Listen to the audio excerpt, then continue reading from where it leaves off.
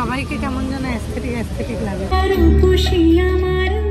লাগে। তো নন্দনে ফিল্ম ফেস্টিভ্যাল শুরু হয়েছিল।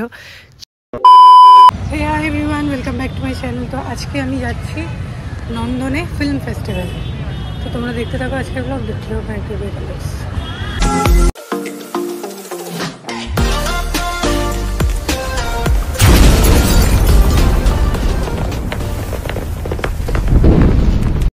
তো গাইজ আজকে হচ্ছে সানডে, আর আমি সানডেতে ছুটি পেয়ে যাচ্ছি হচ্ছে নন্দনের দিকে, কারণ নন্দনে চলছে ফিল্ম ফেস্টিভ্যাল।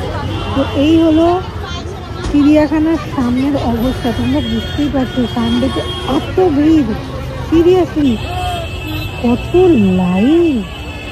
সব মানুষ কি এখানেই চলে এসছে আমার মনে হচ্ছে। বাবা রে কত ভিড়।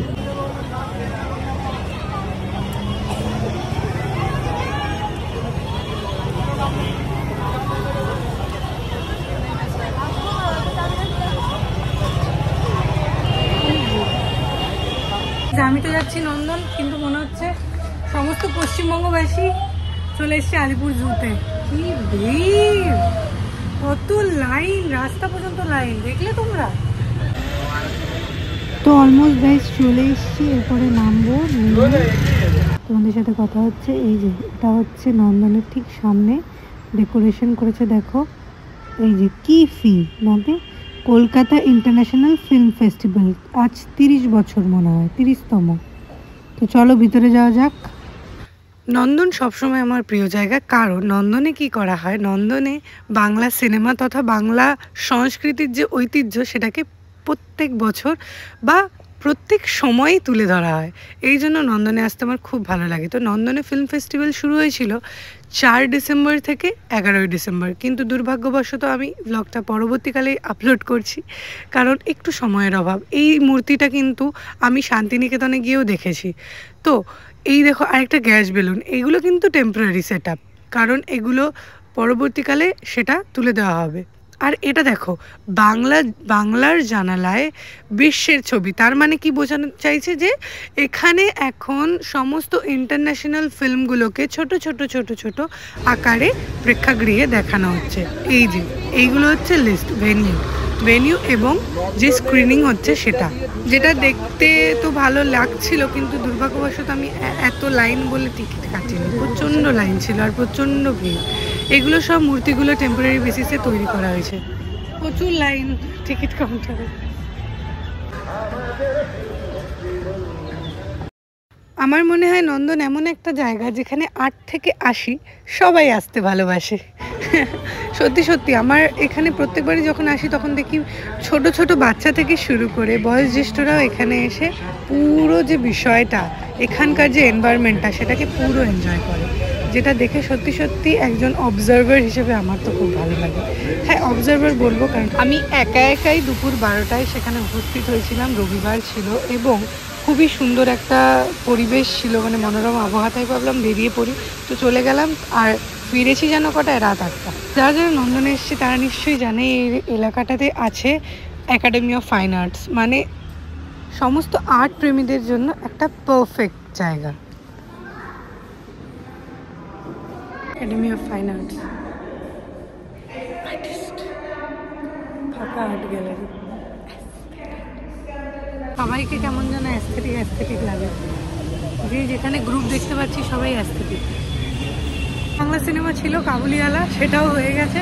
তো আমি তো কিছু বুঝতে পারবো না, তাই যাচ্ছি বর্তমানে হরি চা খেতে। চলো খাওয়া যাক।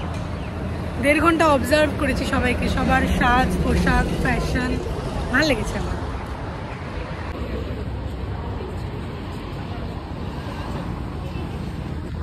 জায়গাটা এখন যতটা ফাঁকা, বিকেলে ঠিক ততটাই ভিড় হবে, আর পুরো ইয়াং জেনারেশনের ভিড়।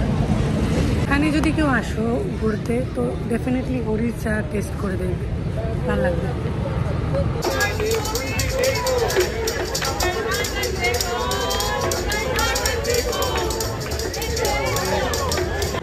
তো গাইজ, এই হলো সেই স্টেজ যেখানে 8 ডিসেম্বর অনুষ্ঠিত হয়েছিল একটা খুব সুন্দর নৃত্যনাট্য, যার দর্শক ছিলাম আমি আর এত মানুষ, যেটা দেখে সত্যি সত্যি মনটা পুরো ভরে গিয়েছিল, আর আমার সানডেটা পুরো ফুলফিল হয়ে গিয়েছিল।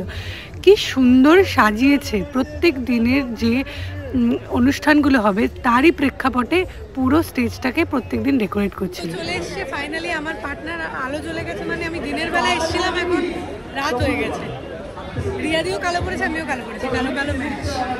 আর এখন নন্দনে প্রচণ্ড ভিড়, প্রচণ্ড ভিড়। আর এখন মানে লিটারেলি পুরো মেলাই বসেছে।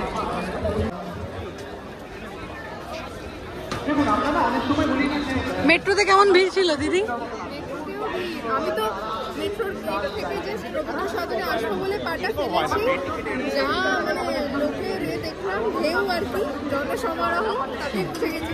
ফেস্টিভ্যাল একটা সুপার হিট, অনেক জমজমাট। আমি দিনের বেলা একবার চা খেয়েছি, আবার যাচ্ছি চা খেতে। আগে একটু চলো ঘুরে দেখা যাক। আবার এটা আলো জ্বলা নন্দন। এতক্ষণ অন্ধকার, মানে দিনের আলোয় নন্দন দেখেছে, এবার লাইটিং এর আলোয় দেখেছে। এই ওই রবীন্দ্রনাথ ঠাকুরটা এসেছিল। আর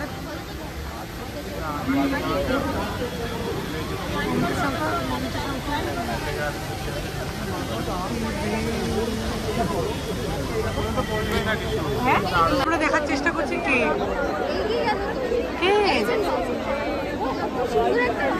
ওই যে মহিলাটি, উনি কে?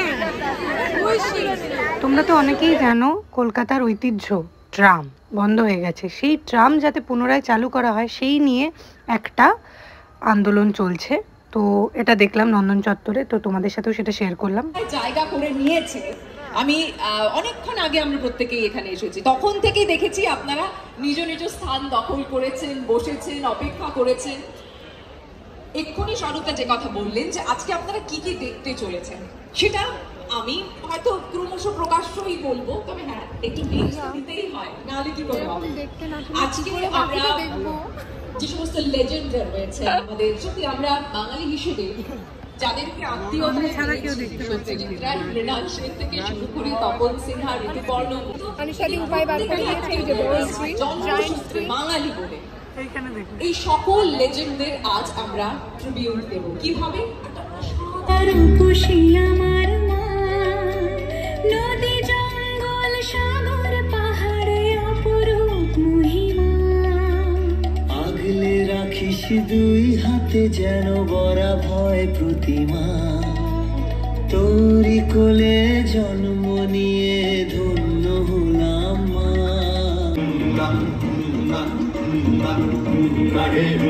দরজা দুটো একটুকু ফাঁক করে আমি যাচ্ছি রাঙা ঘোড়ার পরে, টকবগিয়ে তোমার পাশে পাশে, রাস্তা থেকে ঘোড়ার খুঁড়ে খুঁড়ে রাঙা ধুলোয় মেঘ উড়িয়ে আসে। সন্ধে হলো, সূর্য নামে পাটে, এলেন যেন জোড়া দিঘির মাঠে।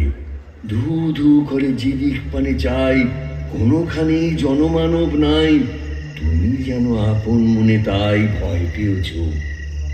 ভাবছো এলেম কোথা? আমি বলছি ভয় করো না মাগো, ওই দেখা যায় মরা নদীর সোঁতা।